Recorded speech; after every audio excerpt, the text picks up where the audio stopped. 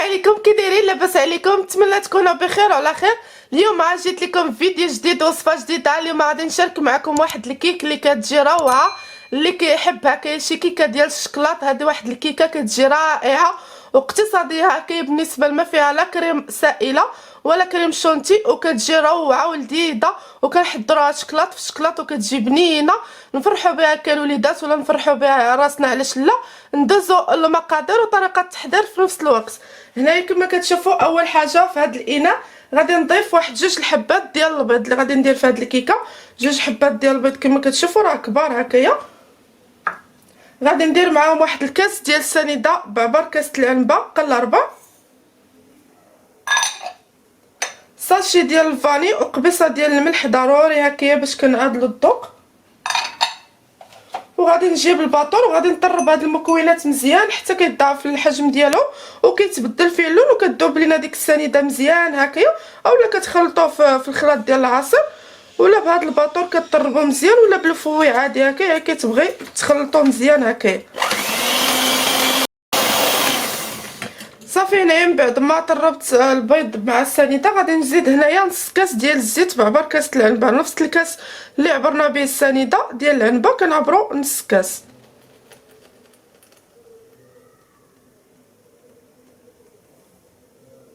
وكنعاود نخلط. صافي هنايا من بعد ما خلطت الزيت غادي نزيد هنايا واحد الياغورت ديال الشكلاط، ياغورت هكايا ديال الشكلاط باش كتجي هاد الكيكه غنيه هكايا بالشكلاط، كتجي شكلاط في شكلاط كما قلت لكم.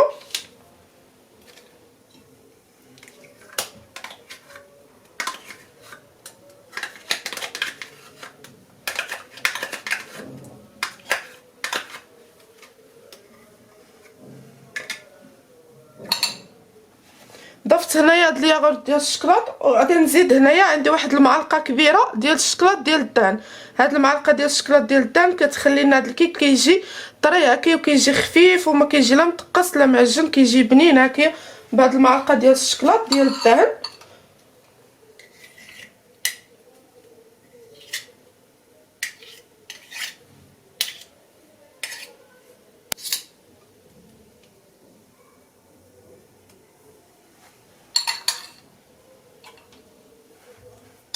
صافي وكنعاود نخلط.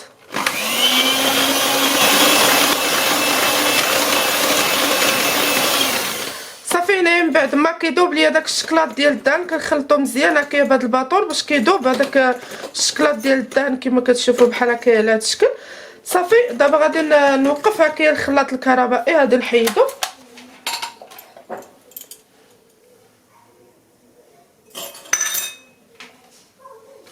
وهنايا غادي نجيب عندي الطحين. هنايا عندي 2 كيسان ونص وكيبقى على حسب الطحين. هنايا عندي 2 كيسان ونص بعبر كاس العنبه اولا 250 غرام، نقدر نضيف هكايا 200 غرام حتى 250 غرام.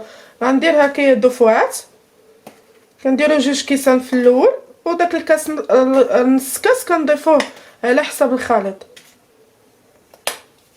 صافي هنايا كنغربل واحد الكميه. كنزيد هنايا عندي معلقه ونص ديال الكاكاو كبيره هكايا، معلقه ونص. وهنايا عندي 16 غرام ديال الخميره اولا 2 ساشيات ديال الخماره ديال الحلوى.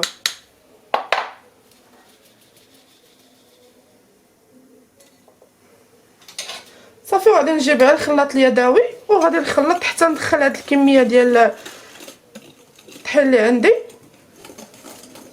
صافي هنايا من بعد ما ضفت 2 كيسان عامرين هكايا بعبر كاس العنبه اولا 200 غرام كنضيفهم هكايا كاملين كما كتشوفوا كيتقال الخليط كيولي بحال هكايا على هذا الشكل. وغادي نزيدوا ليهم باقي واحد المكون باش كيخلي لنا هاد الكيك كتجي خفيفه بزاف. هنايا عندي 4 كاس ديال الماء وغادي نزيد ليه تقريبا واحد المعلقه ديال الخل، خل عادي هكايا معلقه صغيره ديال الخل.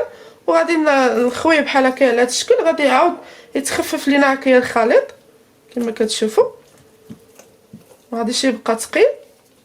كنخلطو مزيان صافي بحال هكايا على هذا الشكل. من بعد ما ضفت هذاك 4 كاس ديال الماء مع معلقه ديال الخل، هذاك 4 كاس ديال الماء راه دافي ماشي بارد هكايا من الروبيني، كندفيوه كيكون سخون شويه. صافي وكنضيفو كيجي بحال هكايا القوام ديال الكيك اولا ديال الخليط كيجي بحال هكا على هذا الشكل. كيجي كنهزوه بالخلاط اليدوي وكيجي خيط واحد بحال هكا على هذا الشكل. هانتوما هذا هو القوام ديالو باش كيجينا واحد الكيك اللي كيجي خفيف وما كيجيش هكا مدقص وما كيجيش ناشف، كيجي خفيف ويقدر يبقى معكم هكا حتى السيمانه ما كيوقع ليه والو. هانتوما كيجي بحال هكا على هذا الشكل الخليط. صافي دابا غادي ندوز نجيب المول هكا اللي غادي نضيفو فيه الخليط ديال الكيك. هنايا جبت معكم المول اولا هاد الكاميله كما كتشوفوا على هاد الشكل. عندي هكا خليت غير الكيك هكا كندير فيها الكيك. اللي ما متوفرش عنده حتى المول الا عنده شي كاميله هكا بحال هكا ديال المنيو نستعملوها هكايا في الكيك كتجي زوينه وكتطلع الكيك كيجي زوين هكا وخفيف. هنايا عندي كما كتشوفوا راه دهنتها بالزبده ورشيتها بالطحين وفرشت لها ورق الزبده في القاعده ديالو. والعبار ديالها راه 20 سنتيم فيها هنايا 20 ديال القطر ديالها 20 هكايا. صافي وغادي نخويو فيها الخليط ديالنا. واي مول هكا متوفر عندكم راه كديروا. بغيتو تجي الكيكه هكايا طالعه راه كديروا 20 سنتيم، بغيتو ما تجيش طالعه بزاف كديروا كبر من هكايا، كبر اللي عندكم كبر من 20 سنتيم. صافي غادي نخوي الخليط.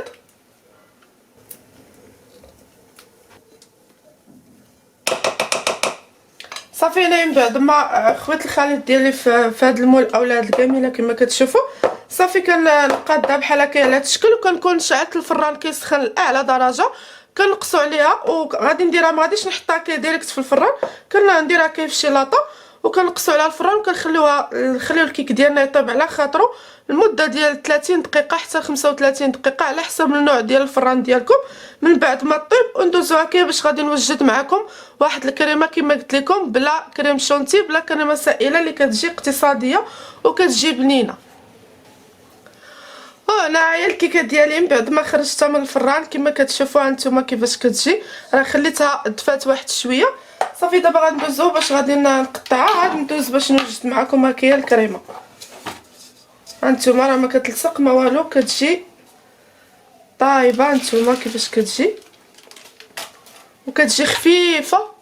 هانتوما كيفاش كتجي راه كتجي خفيفه وهشيشه. صافي دابا غادي نقطعها.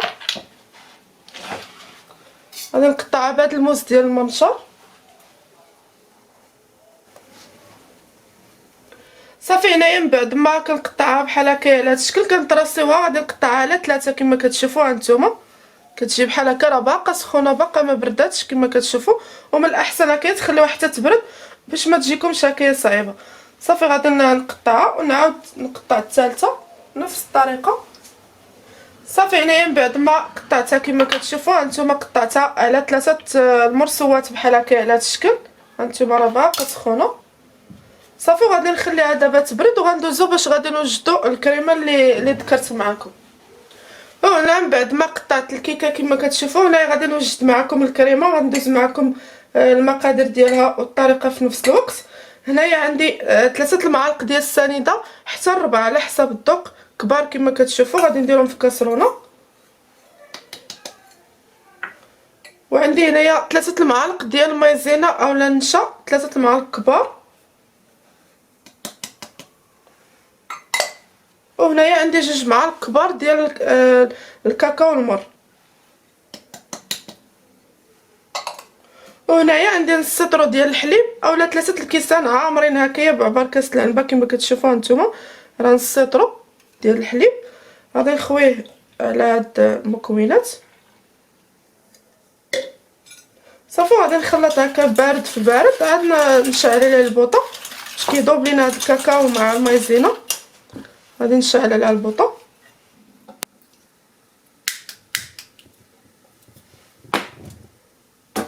صافي وكنديرها فوق النار وكنبقى مع التحريك المستمر كنبقى نحرك باش ما كتلصقش لينا الكريمه وما كتخسرش لينا هكا. كنبقى نحرك ملي كيغلى لينا الحليب هكا حتى نبقى نحرك. من بعد عاد غنزيد واحد 4 القطع ديال الشكلاط. هنا صافي من بعد ما كتعقد ليا الكريمه كتولي بحال هكا على هذا الشكل كتعقد مزيان بحال هكا. كنبقاو نحركو حتى كتعقد. صافي دابا غادي نطفي عليها البوطه وغادي نزيد ليها هاد 4 ديال القطع ديال الشكلاط باش كتجي بنينه اكثر. غادي نخلطهم. راه طفيت على البوطه حتى كيذوبوا وندوزو باش غادي نمونطيو الكيكه ديالنا. صافي هنايا غادي نبدا ندير الكريمه ديالي ندير الكيكه هكايا الكريمه.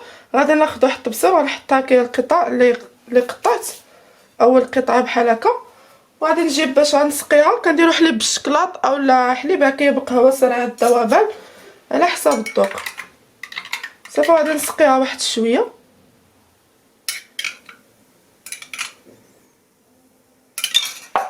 صافي هنا من بعد ما سقيت اول قطعه هكايا غادي ناخذ الكريمه هانتوما كيفاش كتجي، وكنزربوا عليها هكا وهي باقا سخونه ماشي كنخليوها حتى كتبرد.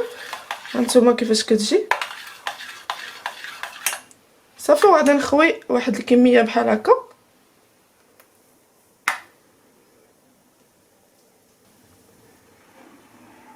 صافي هنا من بعد ما كنخوي واحد الكميه ديال الكريمه كما كتشوفوا بحال هكايا على هذا الشكل فوق الكيك، وغادي ناخذ الطبقه الثانيه وغنحطها عليها من الفوق.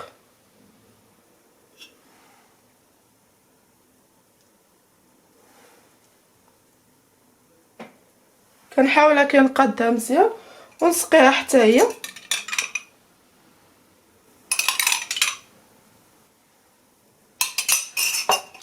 صافي وغادي نخوي الكريمه اللي تبقات ليا بحال هكا فوق الطبقه الثانيه. كنبقاو نحركوها باش ما كديرش لينا ديك القشره حيت دغيا كتبرد هكا.